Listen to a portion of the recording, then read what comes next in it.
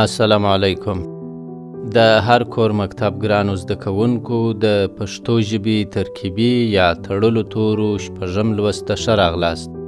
د شپږم لوست له پیل څخه د مخه دا دوې پوښتنې جواب کوي.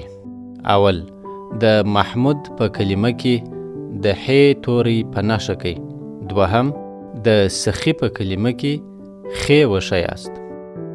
اوس نو خپل نوي درس ته ښه متوجه سئ او په دا شپږم لوست کې د دوو تورو څ او ځ ترکیب یا تړل د نورو تورو سره درښیو.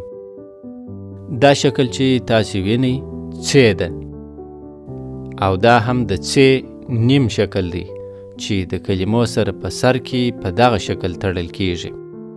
اوس نو د څا کلمې ته وګورئ چې په سر کې د څ تړلی شکل په سور رنګ لیکل سوی دی او د کلمو په منځ کې څ په دا ډول لیکل کیږي. اوس نو د نڅا کلمې په منځ کې تاسې د څ شکل وینئ چې سور رنګ لري. د څ دا شکل چې لیدل کیږي د کلمو سره په پای کې راځي.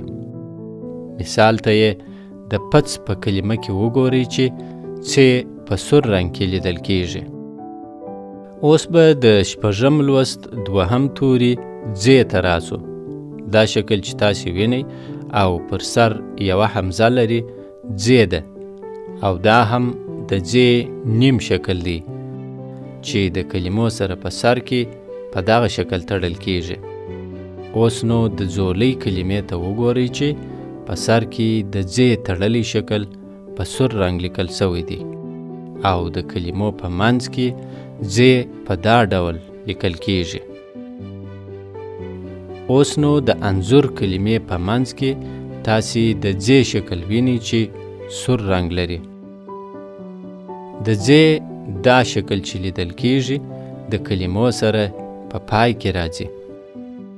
مثال ته یې د ژمونځ په کلمه کې وګورئ چې ځ په سور رنګ کې لیدل کیږي.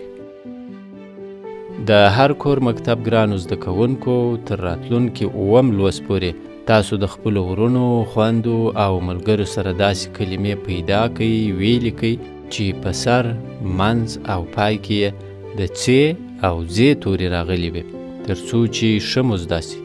خوشحاله ژوند ولرئ. په مخه مو ښه.